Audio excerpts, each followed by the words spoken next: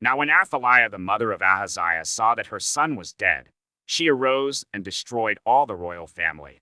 But Jehosheba, the daughter of King Joram, sister of Ahaziah, took Joash the son of Ahaziah and stole him away from among the king's sons who were being put to death, and she put him and his nurse in a bedroom.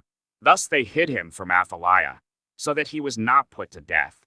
And he remained with her 6 years, hidden in the house of the Lord, while Athaliah reigned over the land.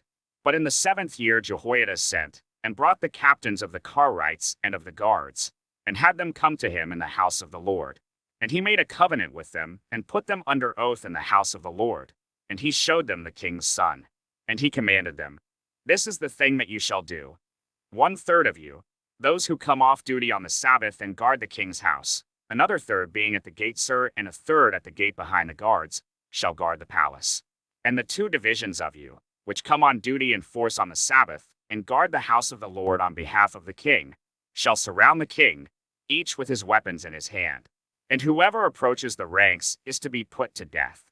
Be with the king when he goes out, and when he comes in." The captains did according to all that Jehoiada the priest commanded, and they each brought his men who were to go off duty on the Sabbath, with those who were to come on duty on the Sabbath, and came to Jehoiada the priest. And the priest gave to the captains the spears and shields that had been King David's, which were in the house of the Lord. And the guards stood, every man with his weapons in his hand, from the south side of the house to the north side of the house, around the altar and the house on behalf of the king. Then he brought out the king's son, and put the crown on him, and gave him the testimony. And they proclaimed him king and anointed him. And they clapped their hands and said, "Long live the king." When Athaliah heard the noise of the guard and of the people, she went into the house of the Lord to the people. And when she looked, there was the king standing by the pillar, according to the custom, and the captains and the trumpeters beside the king, and all the people of the land rejoicing and blowing trumpets.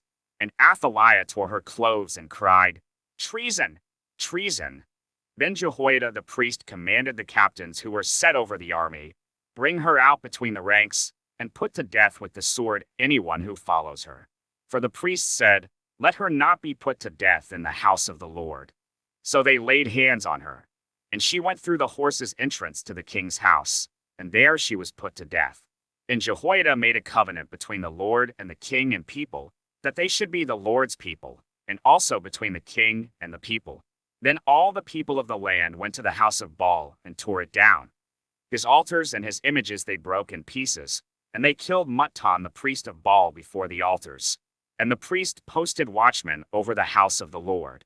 And he took the captains, the Karaites, the guards, and all the people of the land. And they brought the king down from the house of the Lord, marching through the gate of the guards to the king's house. And he took his seat on the throne of the kings. So all the people of the land rejoiced, and the city was quiet after Athaliah had been put to death with the sword at the king's house. Jehoash was 7 years old when he began to reign,